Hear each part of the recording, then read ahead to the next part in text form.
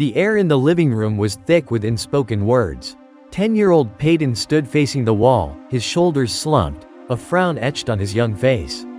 Earlier that day, he and his sister had gotten into a heated argument, leaving both of them in a storm of anger. Mary, their mom, had decided on a timeout, a punishment that usually felt like a lifetime for Peyton. He felt the familiar sting of tears behind his eyes. It wasn't just the fight with his sister, it was the feeling of being alone, misunderstood.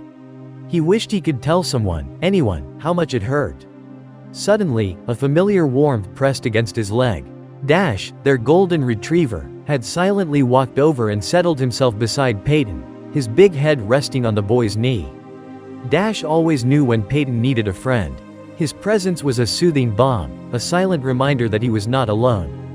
Peyton reached down, his hand instinctively finding its way to Dash's head, stroking his soft fur. He felt a lump forming in his throat, a feeling he couldn't explain, a mixture of sadness and comfort. Mary watched the scene unfold from the kitchen doorway. It was almost comical, seeing Peyton, usually so full of life, standing there with a defeated slump, yet soothed by Dash's presence.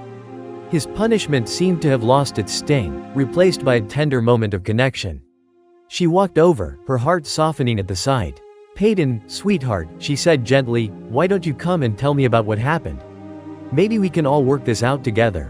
The punishment seemed pointless now. Mary realized that Dash, their loyal companion, had done what she couldn't. He had provided Peyton with the comfort and understanding he desperately needed. Later that evening, as Peyton played with Dash in the backyard, Mary sat on the porch, watching them. They were inseparable, a team. She thought about how Dash had brought so much happiness to their family, but she also knew that he had taught them something much deeper. "He's taught us about loyalty, about unconditional love," Mary said softly to herself.